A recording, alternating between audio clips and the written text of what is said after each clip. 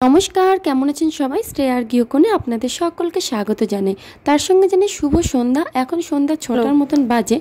আমি আর মিহু একটু বেরিয়ে পড়েছি, একটু শপিং মলে যাব। আগের দিন একটা কুর্তি নিয়েছিলাম, সেই কুর্তিটাই চেঞ্জ করার জন্য একটু কিছু প্রবলেম হচ্ছিল, সেই কারণে কুর্তিটা পাল্টে একটা অন্য কুর্তি নেব। তারপর আজ আবার 19শে জ্যৈষ্ঠ, আজ লোকনাথ পুজো। এই মলের থেকে সোজা চলে যাব আমাদের বাড়িতে। সেখান থেকে আমি, মিহু আর আমার একটা কাকিমণি তিনজনে মিলে আজকে আমাদের ওখানে লোকনাথ পুজোর মেলা হয়, সেখানেই যাব। মাম্মাম, তোমার দিদুন বাড়িতে ভালো লাগে? কোথায় ভালো লাগে? ভালো লাগে। আর দিদুন বাড়িতে ভালো লাগে না? মিথ্যা কথা। আর ওখানে গেলে বলে কি আমি যাবো না, আমার দিদুন বাড়িতেই ভালো লাগে।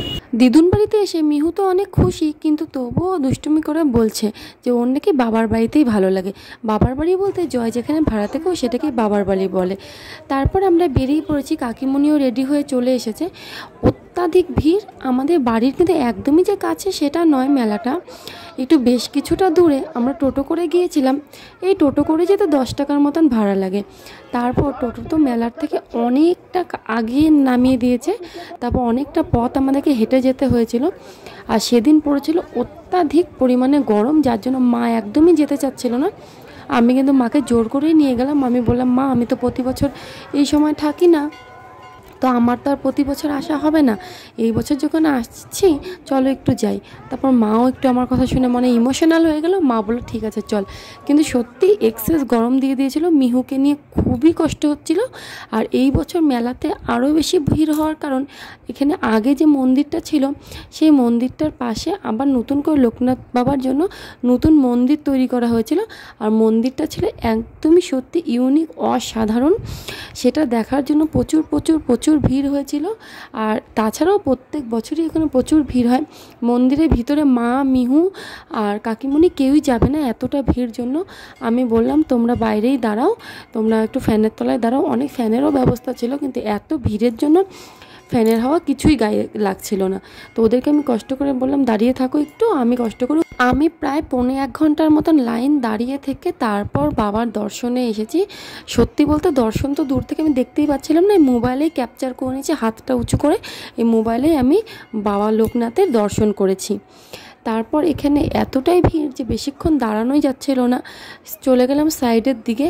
আর সাইডটাও এত সুন্দর মন্দিরটা করেছে, ওখানে মানে সবাই ফটো তুলছে, ভিডিও করছে। এই কারণেই না বেশি একটা মানে ভিড়টা হয়ে যাচ্ছে। নতুন মন্দিরটা করেছে তো। আর এই মন্দিরের উপর থেকে পুরো মেলাটা দেখতে এত দারুণ লাগছে। প্রচুর প্রচুর হাজার হাজার লোক। আর সবাই এসেছে এখানে বাবার নামেই, বাবার জন্যই সবাই এখানে ভোগ দিচ্ছে।